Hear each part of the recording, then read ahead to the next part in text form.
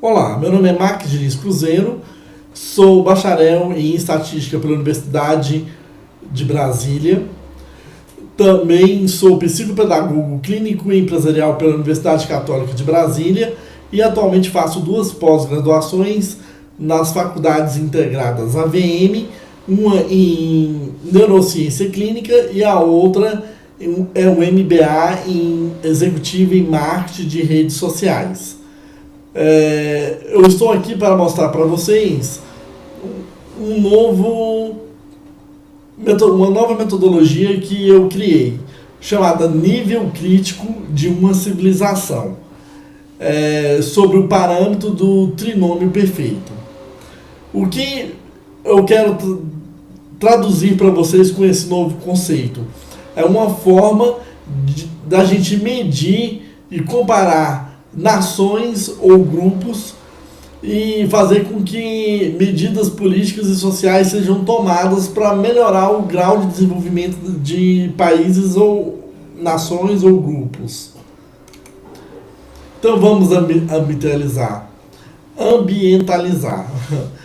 Segundo a Organização das Nações Unidas, a ONU, existem atualmente algo em torno de 191 países que são oficialmente reconhecidos. Todos eles vivem em processos semelhantes de escassez de recursos. Muitos fatores críticos e de sucesso são comuns a todas as nações, e existe a necessidade da criação de métricas para a melhor distribuição dos recursos a todas essas nações do globo através de políticas claras de equidade e desenvolvimento. Então essa metodologia ela serve justamente para criação de uma dessas métricas para auxiliar as políticas sociais. Por que eu chamei de trinômio perfeito? Porque todas as sociedades elas detêm conhecimento, elas têm os seus fatores tecnológicos e elas têm também um fator de sociabilidade. O que está por trás de conhecimento que a gente poderia tentar colher através de um questionário estruturado? A cultura, a educação, a história, a saúde, o esporte, o lazer. E em tecnologia, a produção científica, os fatores de inovação, as invenções, as soluções tecnológicas e o empreendedorismo. E quanto à sociabilidade, eu chamei de sociabilidade os fatores que envolvem a ética, a religião, a sociologia, a espiritualidade de uma população, o Another Self, que seria um olhar crítico sobre a visão do outro, e o relacionamento em sociedade, como as pessoas estão se relacionando entre si. Então vamos pegar apenas inicialmente para explicar o modelo, o parâmetro conhecimento. Nós podemos segmentar uma população em 5 níveis de acumulação de conhecimento. Primeiro, o nível básico, depois podemos qualificá-la como intermediário, avançado, crítico e por último de risco, que é um nível mais avançado ainda. Porque eu optei em colocar como nível 4 como sendo crítico e nível 5 como sendo de risco. Porque, digamos, uma pessoa que já está fazendo um pós-doutorado ou um doutorado, ela já tem um conhecimento tão avançado que ela já começa a desfazer de conceitos básicos, intermediários e até alguns avançados que ela veio acumulando no processo educativo, né? E a forma que eu encontrei para demonstrar isso é que é crítico no fator de que essas pessoas que estão nesse nível, elas já têm uma outra estrutura, uma outra visão, uma forma de ver o mundo, né? Então, que pode se chocar com o conhecimento básico, intermediário e os de níveis menos afortunados. E a forma que eu utilizei para ponderar essas informações foi agrupar uma população em cada um desses 5 níveis e observar quais desses níveis ela tem um ponto modal, ou seja, aquele ponto que mais se destaca. Por exemplo, se numa população a quantidade de pessoas de níveis que tenha nível superior escolar mais do que os outros níveis, então essa população ela se destaca no nível 3, que é o avançado. Por outro lado, se essa população tem um baixo grau de escolaridade, no qual as pessoas estão apenas no primeiro grau, a maioria dessa população, então o aspecto modal dessa população estaria no nível básico. Vamos dar sequência. Aí, analisando nitidamente cada um dos possíveis tipos de populações que nós poderíamos encontrar nessa distribuição, eu fiz uma pequena tabela, né, no qual eu grupei. O primeiro tipo 1 aqui é uma população no qual todos os níveis elas têm semelhanças percentuais de participação da população. Por exemplo, nesse país de tipo 1 aqui, a etapa básica tem 20% da população, a etapa intermediária 20%, avançado 20%, crítico 20% e de risco 20%. Agora, uma população que tem características de tipo 2, ela apresenta a classe modal, ou seja, a classe que tem a maior quantidade de elementos dessa população no nível básico. O do tipo 3 é que a classe modal é no nível intermediário. Do tipo 4, a classe modal é no nível avançado. No tipo 5 é o nível crítico. E no tipo 6 é o nível de risco, no qual segue a lógica de que esse grupo é muito influente e pode determinar a vida e a capacidade laboral das outras pessoas. Então, continuando sobre o parâmetro de conhecimento, então nós temos aqui um gráfico, né? Então, reparem que o tipo 1 é justamente esse tipo em que todas as classes possuem a mesma percentual de elementos dessa população. Então, forma uma linha reta em torno dos 20%. O tipo 2 é uma população que ela tem concentrada no nível 1, que é o básico, uma grande quantidade de elementos dessa população. E vai reduzindo até chegar no nível mais avançado, que é o nível de risco, no qual possui poucos elementos representativos dessa população. O tipo 3 já é uma população em que, no nível intermediário, que é o 2, ela já possui maior representação de pessoas. Desculpem. O tipo 4 é um nível avançado, que se sobrepõe sobre os demais níveis.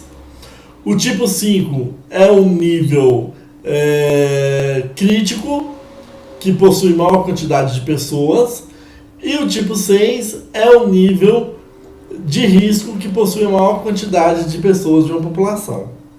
Então, se nós formos observar esse parâmetro específico de conhecimento, nós temos todas essas possibilidades aqui do tipo 1, 2, 3, 4, 5 e 6, no qual tem todas essas tendências aqui, né?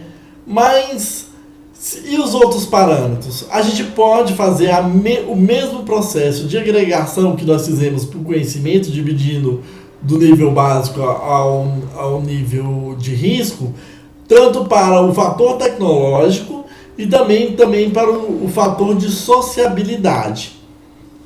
O que nós diríamos no fator de tecnologia? Que a maior parte da população ela está ou não está inserida dentro do processo tecnológico daquele país. É um nível intermediário, avançado, crítico, ou é um nível de risco em que todas as pessoas estão envolvidas com um determinado contexto tecnológico e pode advir um problema social relativo ao uso de determinadas tecnologias. E a sociabilidade? Desculpem. É um país cujo o grau de espiritualidade é muito básico, é intermediário. É um país com um grau de espiritualidade muito elevado, que haja um risco muito grande. Por exemplo, pessoas altamente concentradas em religião, e isso pode gerar um risco de começar a surgir grupos que gerem fanatismo em torno da religião, né, e possam prejudicar os outros dois fatores, tecnologia e conhecimento. Então, esse modelo que eu estou criando é um modelo no qual ele tenta fazer um equilíbrio entre conhecimento, tecnologia e sociabilidade. Então, é um país, para que ele tenha progresso, ele tem que ter um nível de conhecimento em equilíbrio com o nível tecnológico e, ao mesmo tempo, tem que ser sociavelmente viável dentro do equilíbrio entre os outros dois fatores anteriores.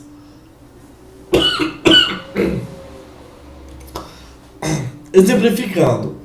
Então, digamos que nós temos um determinado grupo ou país que o nível de conhecimento dele está uniformemente distribuído. 20% no básico, 20% no intermediário, 20% no avançado, 20% no crítico e 20% no risco. E temos, nesse mesmo país,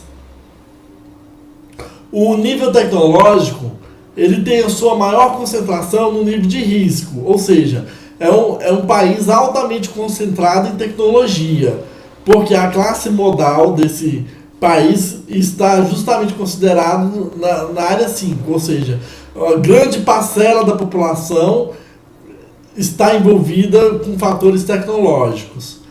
E digamos que a sociabilidade desse país também está concentrada num nível elevado, né? Ou seja, tem uma espiritualidade avançada, tem uma tecnologia muito grande, mas em termos de conhecimento é nivelado e não tem uma homogeneidade entre vários tipos de pensamento. Então, eu criei essa variável chamada diff, de diferença, no qual eu capto qual é a diferença do conhecimento no nível básico para o nível tecnológico. Calculo essa diferença e pego em termos de valores absolutos, faço todas as combinações, depois de conhecimento menos a sociabilidade, depois tecnológico menos a sociabilidade. Somo todos esses valores absolutos de cada uma dessas diferenças e tenho o fator de diferença no nível básico, no nível intermediário, avançado, crítico e de risco. Somo todos esses valores, obtive uma métrica de 120 pontos, né? Depois eu comparo com o máximo de variação de diferença possível dentro desse contexto de 3 parâmetros, que é conhecimento, tecnologia e sociabilidade, e faço a divisão. Então eu peguei os 120 e dividi por 600 e encontrei como indicador total de 20%. O que isso quer me dizer? Esse 20% é um indicador de vulnerabilidade de um grupo. Quer dizer, então, que esse país que foi medido esses fatores, ele tem um grau de vulnerabilidade de 20% de que alguma influência social pode ser prejudicial dentro desse país. Se eu pegar os mesmos questionários que me possibilitou fazer os agrupamentos em nível básico, intermediário, avançado, crítico e de risco. Para o conhecimento e tecnologia e sociabilidade de cada país isoladamente, eu vou ter a possibilidade de montar um ranking, e esse ranking vai me dizer quais são os países mais vulneráveis, né? Ou se eu estiver medindo salas de aula, quais são aquelas salas ou classes mais vulneráveis dentro do fator de gestão dos 3 pontos mais importantes da relação entre conhecimento, tecnologia e sociabilidade. Quais são as vantagens desse modelo? Ele permite comparações entre grupos, é de fácil cálculo, como vocês podem ver, tem apenas os valores absolutos das diferenças e depois uma simples divisão.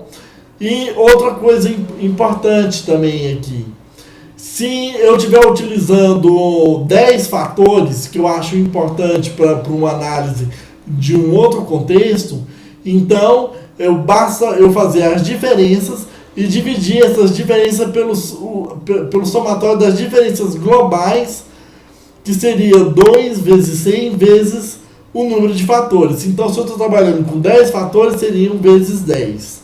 Né? Então, eu teria condições de melhorar o modelo, adicionar fatores, tirar fatores para poder fazer comparações. Né? Que seria isso aqui: permite adição e retirada de parâmetros do modelo, diz numericamente o grau de insucesso e sucesso de uma população e permite ranquear grupos. Terminamos a abordagem. Espero que vocês tenham compreendido bem. E a Lenderbook está aí para poder auxiliá-los em suas pesquisas e tarefas científicas. Muito obrigado, espero ter contribuído. E visitem nosso site e deixem suas ideias e opiniões, que a gente está disposto a dialogar e cada vez mais contribuir para o desenvolvimento do Brasil e de outras nações. Obrigado.